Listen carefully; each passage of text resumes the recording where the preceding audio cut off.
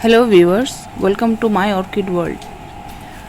I have a orchid in front of you which needs attention immediately. This is the Phalaenopsis species that I have. You may have seen it in one of my videos. If you haven't seen it, please go and check out the video.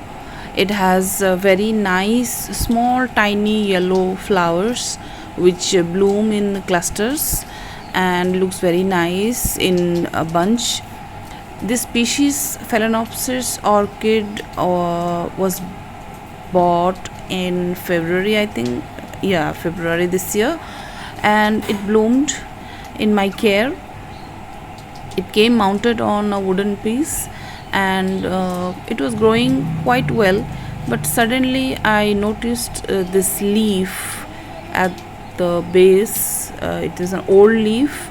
It came with this leaf. It started turning brown somehow without me noticing it, and it has almost reached halfway, more than halfway, and I think it would go till the base and the leaf will just fall off. So it needs attention. This kind of scenario appears when the plant gets very much dehydrated, because you can see it is mounted on a wooden piece, and as you may be knowing, I have a job to do which takes up almost my time up to say 3 to 4 o'clock, and I do not get time to visit my greenhouse every day.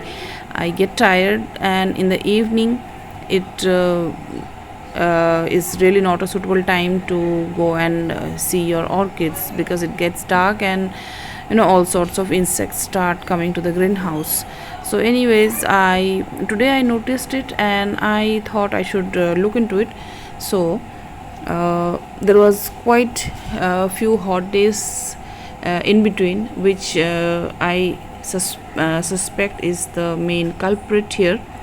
It dehydrated the plant, and I was not able to water it. The roots got dehydrated, the leaves got dehydrated, and this is one of the outcomes of dehydration of the plant when it gets too hot. And because this is a species, it was not affected that much, but nonetheless this is not a very serious problem, and the leaf will just fall off because it started becoming brown from the tip.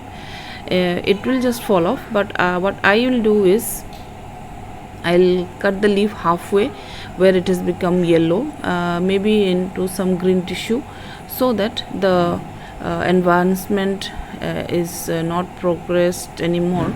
So I'll use a pair of scissors which I have sterilized, and then I'll cut off the portion which has become brown. And this kind of situation is not a very risky one, which is not detrimental for the orchid, and you can easily save your orchid. Just cut off the leaf, and you can stop the advancement of the brownish the browning of the leaf. So here I have cut off the part, and it is a species orchid. It will heal off naturally, but I do not have cinnamon powder with me right now. I had finished it. So what I'll do is I'll buy one maybe tomorrow, and then I'll apply it on the cut portion, so that there is no fungal infection at that part.